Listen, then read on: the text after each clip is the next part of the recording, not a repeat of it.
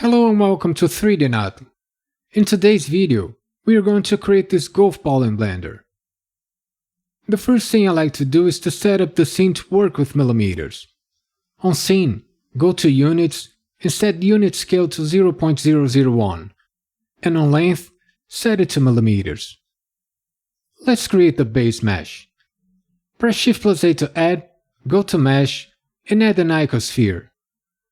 On the Add menu, set Subdivisions to 4 and the radius to 43 mm divided by 2.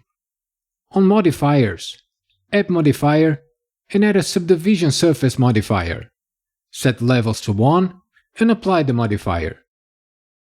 In Edit mode, select the middle vertex of this hexagon and this pentagon. Press Shift+D to select Similar and choose Amount of Connecting Edges. Now press X to delete and select Vertices. Press A to select all, F to fill these faces, and I to inset. Set the thickness to 0.3 mm and enable Individual Face Inset.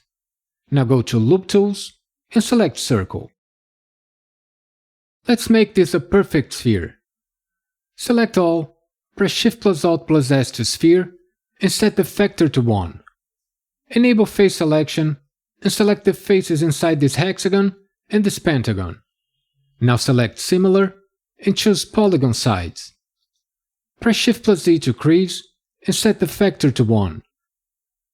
Inset these faces, set the thickness to 0.5 mm and the depth to -0.25 mm. To reset these edge creases, press Shift+Z to crease and set the factor to -1. Press Ctrl+F to open the Face menu and select Poke Faces. Open the Face menu again and select Triangles to Quads. Now just set both angle values to 180 degrees and Topology Influence to 2. Enable Vertex Selection and select Less with Ctrl+Numpad sign. Now press Alt+S to shrink fatten and set the offset to -0.25 mm. Go back to Object mode.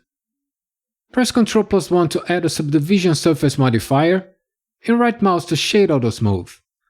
Now press F2 and rename it Golf Ball. To finish, go to Material and add a new material. Rename it Golf Ball and set the roughness to 0.2. Now press Z for shading, go to Material Preview, and the golf ball is complete.